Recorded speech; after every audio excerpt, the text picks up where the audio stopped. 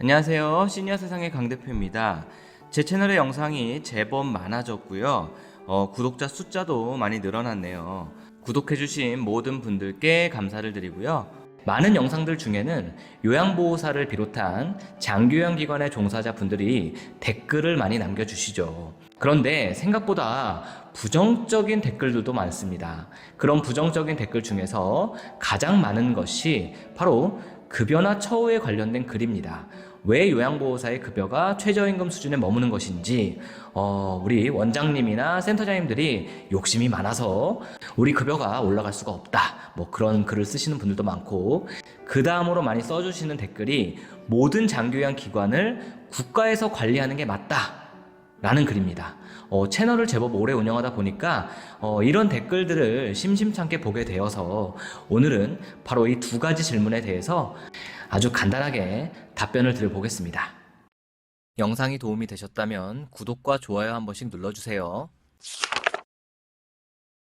사실 요양보호사뿐 아니라 장교양기관에서 근무하는 모든 근로자들이 임금이 만족스럽지 못할 것입니다. 그럼 과연 왜 이렇게 수년간 이어져 온 문제인데 장교양 요원들의 임금은 최저임금에서 확 위로 올라가지 못하는 것일까요? 정말로 요양원이나 주간보호센터 혹은 재가센터의 원장님이나 센터장님들이 수익을 모두 가져가서 욕심이 많아서 이런 상황이 벌어지는 것일까요? 과거 10여 년 전에는 그랬을 수도 있습니다. 그 당시만 하더라도 장교양 기관의 재무회계 규칙이 타이트하게 적용되지 않았고요.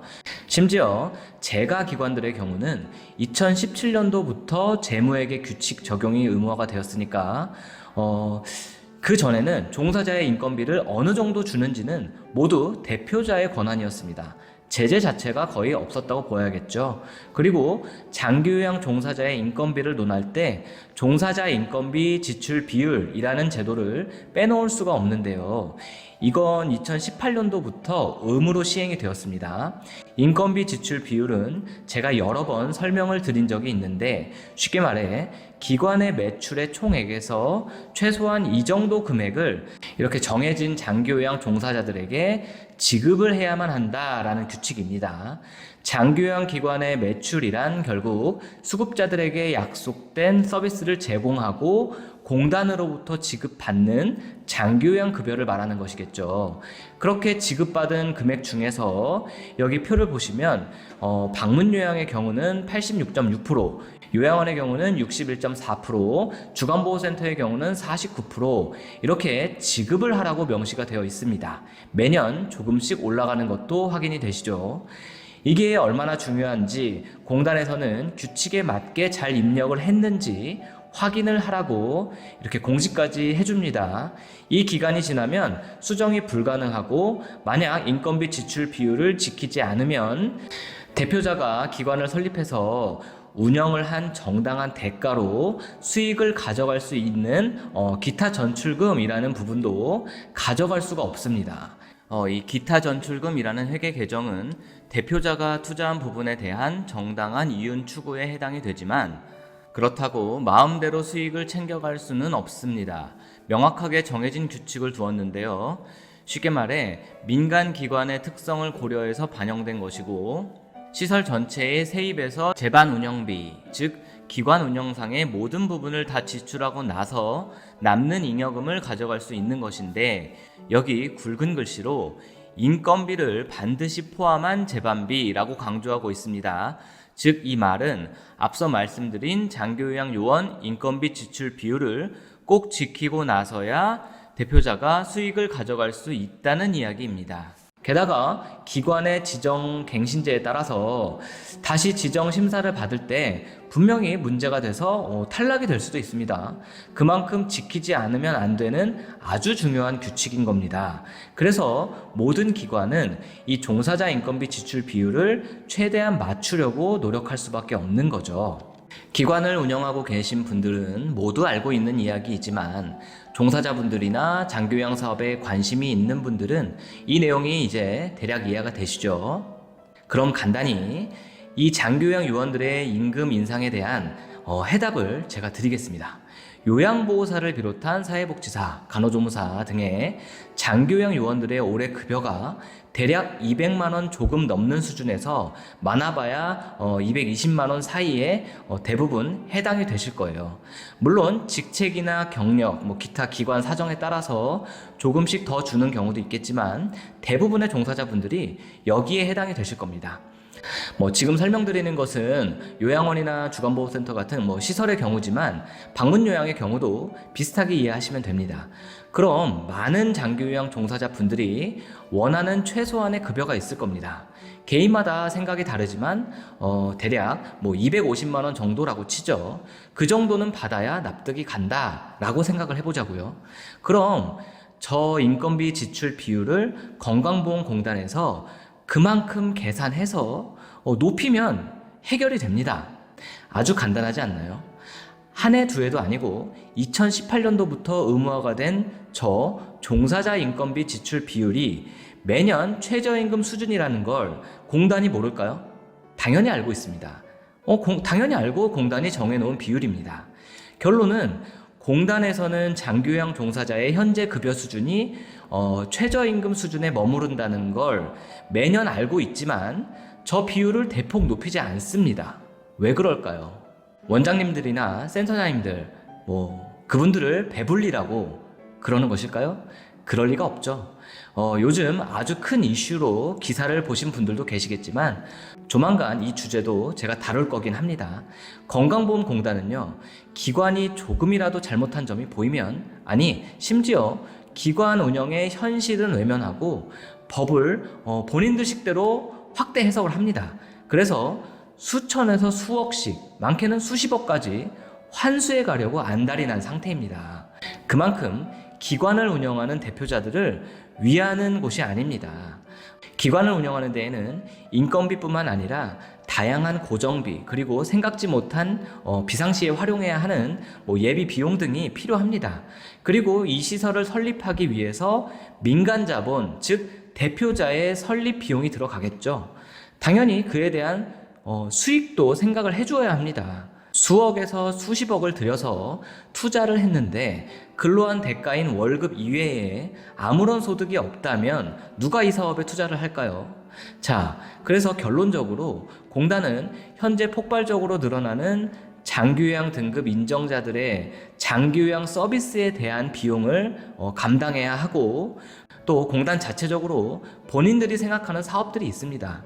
그 사업들의 장교양 기금을 사용해야 하기 때문에 장기요양 기관에게 지급하는 장기요양 수가를 대폭 인상시켜 주지를 못합니다. 그렇다는 건 결국 인건비 지출 비율 또한 더 높여주지 못한다는 것을 의미합니다. 왜냐하면 공단이 여기서 모른 척하고 더 인건비 지출 비율을 높여버리면 이 사업에 투자한 사람도 더 이상 이 사업을 운영할 이유가 없어지게 됩니다. 그럼 더 이상 민간에서 이 장기요양 사업에 진출할 이유가 없어지겠죠. 그 말을 바꿔 말하면 이미 기관에서 지급받고 있는 장기요양 급여 안에서는 인건비 지출 비율을 더 이상 높일 수 없을 만큼 높여놓은 것이라는 거죠. 공단에서 정해놓은 인건비 지출 비율이 말이죠. 자, 그래서 많은 분들이 장기요양 기관을 나라에서 그냥 관리 운영하면 안 되냐라고 하십니다. 2008년도 노인장교양보험이 출범하면서 민간에서 이 사업에 투자하도록 유도하고 적극 권장한 것이 정부입니다. 그래서 오늘날까지 오게 된 것인데요. 현재 우리나라 장교양기관의 90% 이상이 민간이 주도한다고 봐도 될 텐데 왜 이렇게 개인 사업으로 가능하게 한 것일까요? 우리나라 현재 재정으로는 바로 지금 이 시점과 같이 폭발적으로 늘어나게 될 노인 인구에 대한 대비를 할 수 없다고 판단했기 때문에 민간에서 주도해서 장교양 기관을 설립하도록 권장한 것입니다. 즉, 이 이야기는 기관의 주인이 개인인 거죠. 개인의 사유재산에 해당이 된다는 이야기입니다. 요양원은 건물을 매입해서 자기 부동산이어야만 가능하고 주간보호센터의 경우도 임대가 가능하지만 그 안에 들어간 모든 설비이며 자재 등은 모두 개인의 사비를 털어서 설립한 개인 사유재산입니다. 방문요양센터도 적은 비용이지만 마찬가지인 거죠. 자, 그럼 현재 우리나라의 장기요양기관의 숫자가 대략 3만여 개에 육박을 하는데 그 중에 요양원만 해도 6천 개가 넘어갑니다. 요양원의 경우는 최소 10억에서 많게는 50억, 60억 그 이상 비용이 들어가기도 하는데요. 그 많은 비용을 들여서 설립한 기관들입니다. 주간보호센터의 경우도 적게는 2억에서 많게는 4억 이상 시설 비용이 들어간 곳들도 있습니다. 자가 부동산인 경우는 요양원만큼 들어가겠죠. 저 많은 기관을 국가가 관리한다는 것은 우리나라는 공산국가가 아니기 때문에 개인의 사유재산이 엄격히 존중이 되고 지켜집니다. 누군가 여러분들이 영업하는 가게나 등기가 된 주택을 마음대로 관리하고 운영 혹은 취득하려고 한다면 가만히 있을 분들이 누가 있을까요? 마찬가지 이야기입니다. 국가가 모든 장기요양 기관을 운영 관리하려면 저 모든 기관을 적합한 비용을 주고 사들이면 됩니다. 하지만 그게 가능할까요? 저 엄청난 액수가 상상이 되시나요? 그냥 불가능한 이야기라는 거죠. 또한 우리나라는 다른 국가와 다르게 현재도 전쟁 중인 국가인 거죠. 그렇기 때문에 국방비 지출도 엄청납니다. 게다가 생산 인구는 줄어들고 있고 노인 인구는 급속도로 늘어나고 있습니다. 이런 상황인데 민간 자본 없이 국가가 모든 기관들을 떠안아서 운영을 한다. 당연히 불가능한 이야기이고 이미 2008년도부터 이런 상황을 예상했기 때문에 민간에서 합법적으로 이윤을 추구할 수 있도록 기관 설립을 독려한 것입니다. 예를 들어 모두 다는 아니지만 많은 요양기관들을 정부에서 매입해서 관리 운영하겠다라고 가정해 보시죠. 그 돈은 어디에서 나오죠? 결국 세금에서 나옵니다. 만약 이렇게 운영을 해야 하기 때문에 여러분들의 건강보험료 안에 장기요양보험료가 포함돼서 매달 나가고 있죠. 그러니까 그 건보료를 현재보다 2배 이상 더 납부하라고 하면 납득이 될까요? 엄청난 증세를 하지 않고서는 현실적으로 불가능한 이야기라는 겁니다. 심지어 바로 어제 제가 올려드린 영상 보신 분들도 계시겠지만 나라에서 운영하던 서울시 사회복지원 장기요양 서비스가 완전히 중단이 되고 요양보호사도 앞으로 채용하지 않게 되었습니다. 현재 거기서 근무하는 요양보호사 분들도 많은 분들이 퇴직을 하게 될 상황에 놓여 있습니다. 이미 있는 국가기관도 문을 닫는 현실인데 민간기관이 아니라 국가가 모두 관리를 한다. 완전히 불가능한 이야기인 거죠. 자, 오늘은 제가 2가지 주제에 대해 이야기했습니다. 장기요양 요원의 급여가 왜 항상 최저임금 수준에 머무는지, 그것은 기관을 운영하는 원장이나 센터장의 문제가 아니라 건강보험공단이 해결해야 할 문제이자 정부 차원에서 해결이 되어야 하는 문제라고 말씀을 드렸습니다. 덧붙이자면 기관 운영자의 비리나 위법하게 운영하는 행위 등은 종사자의 임금 인상 문제와는 별개라는 말씀을 드립니다. 문제가 되게끔 기관을 운영하는 분들은 이와는 별개로 공단이나 지자체의 감독하에 환수나 행정처분 등을 통해서 해결이 되어야 하는 문제라는 거죠. 그리고 2번째, 기관을 모두 나라에서 관리 운영하면 안 되냐라는 것은 현실 불가능한 이야기라는 것 충분히 말씀을 드렸습니다. 앞으로 장기요양 종사자 분들이 급여가 인상이 되고 처우가 개선이 되기 위해서는 단순히 기관 원장이나 센터장을 탓해서 될 문제가 아니라 공단이 저 종사자 인건비 비율을 높여주어야 하는 겁니다.